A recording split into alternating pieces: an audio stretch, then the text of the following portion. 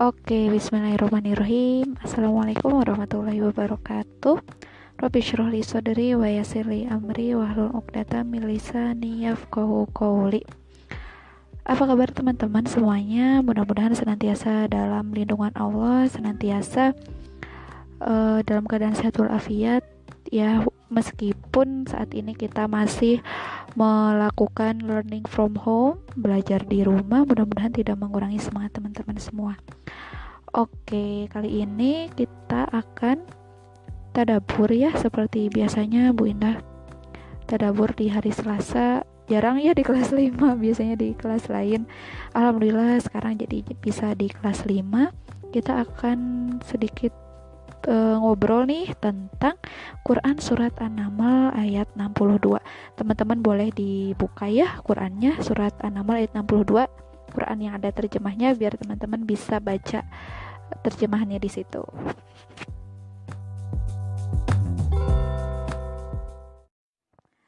Oke, teman-teman, bagi yang udah buka Qurannya di An-Naml ayat 62, kita baca terjemahannya ya.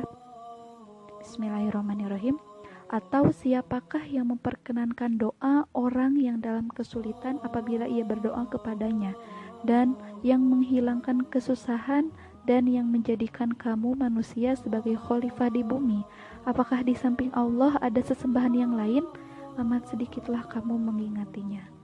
Ya, di An-Naml ayat 62 ini bicara tentang doa dan tentang manusia sebagai khalifah di muka bumi.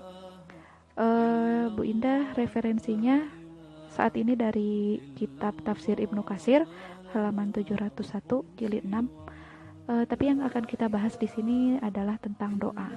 Tentang betapa sebenarnya powerful banget doa itu. Doa itu sesuatu yang benar-benar agung, benar-benar sangat kita butuhkan kayak gitu. Di Al-Quran itu banyak banget ayat-ayat yang bicara tentang doa. Ada ud'uni astajib lakum ya, itu janji Allah terhadap orang yang berdoa. Allah janji akan mengabulkan. Terus kenapa Bu masih ada doa yang belum terkabulkan gitu? Itu bukan berarti Allah ingkar dengan kata-katanya, itu gak mungkin. Ayat Quran itu gak mungkin salah, gak mungkin bohong. Jadi ketika memang ada beberapa doa kita yang kita rasa belum menjadi nyata, bukan berarti Allah tidak mengabulkan, tapi bisa jadi Allah tangguhkan. Maksudnya ditangguhkan adalah Allah tunda dulu. Mungkin bukan saat itu kita bisa mendapatkannya, belum waktunya kayak gitu. Mungkin ada yang berdoa, ya Allah aku ingin punya motor. Kenapa belum Allah kasih? Karena teman-teman belum butuh. Teman-teman ketika berangkat sekolah masih bisa pakai sepeda, masih bisa diantar, dijemput dan lain sebagainya, karena memang belum waktunya seperti itu. Atau bisa jadi Allah ganti dengan yang jauh lebih baik. Begitu ya, yang jelas gak ada yang sia-sia dari doa. Dan doa itu adalah sesuatu yang kita minta sama Allah dan pasti akan kembali ke kita, dan pasti akan Allah kasih, karena itu udah janjinya Allah gitu ya. Tapi tentang dikasihnya dalam bentuk apa, itu haknya Allah.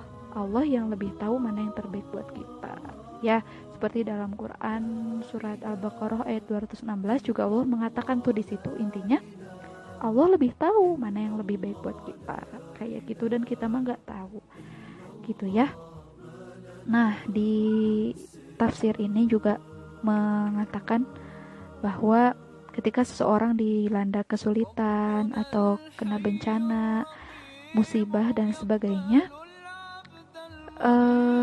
semuanya itu atas kehendak Allah. Dalam surat Al-Isra, dan apabila kamu ditimpa bahaya di lautan, niscaya hilang semua yang bisa kamu seru kecuali Dia, kecuali Allah.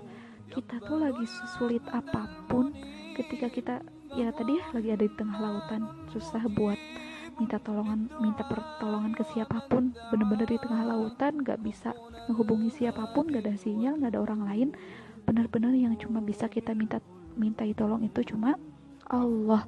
Pun sesungguhnya walaupun kita lagi kondisi seperti ini ya, lagi di rumah mungkin, lagi banyak orang, yang pertama kali kita mintai pertolongan itu Allah. Dalam keadaan apapun, Allah dulu.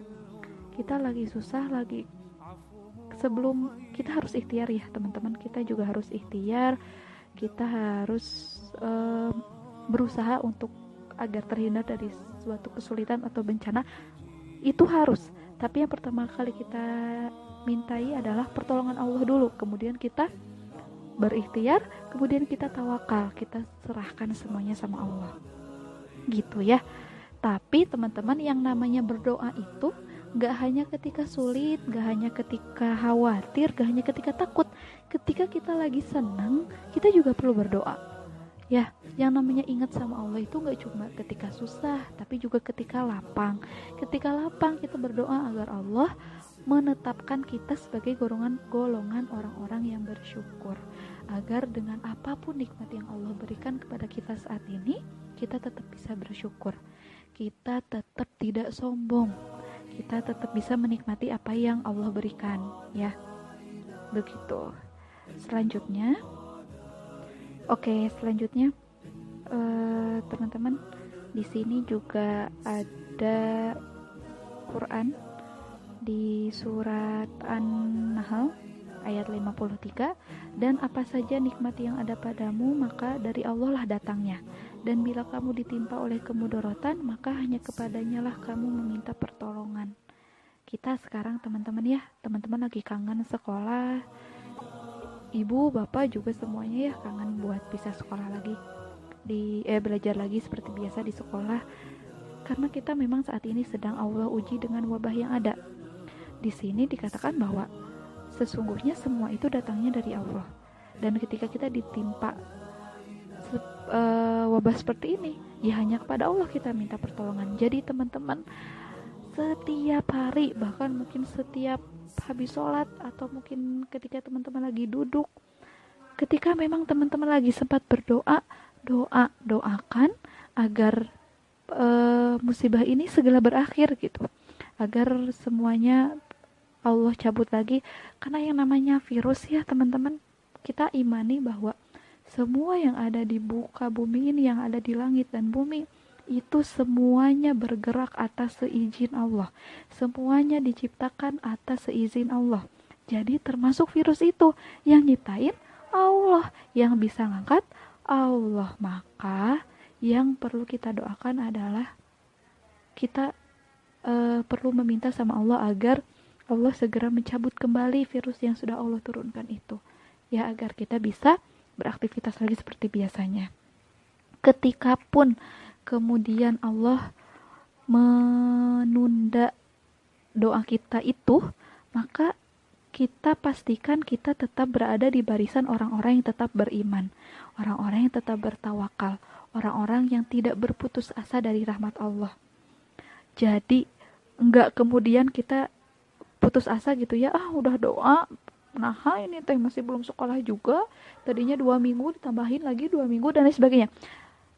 Kita berlindung dari hal-hal seperti itu ya. Di Quran surat Yusuf ayat 87 itu dikatakan wala tai'asu mir rauhillah, dan janganlah kamu berputus asa dari rahmat Allah. Ketika Allah belum ngasih, ya jangan putus asa dulu, tetap berdoa teman-teman. Gak ada yang sia-sia dari doa. Kita mau doa secara lirih, pelan ataupun keras, Allah tetap dengar. Allah sebenarnya dengar.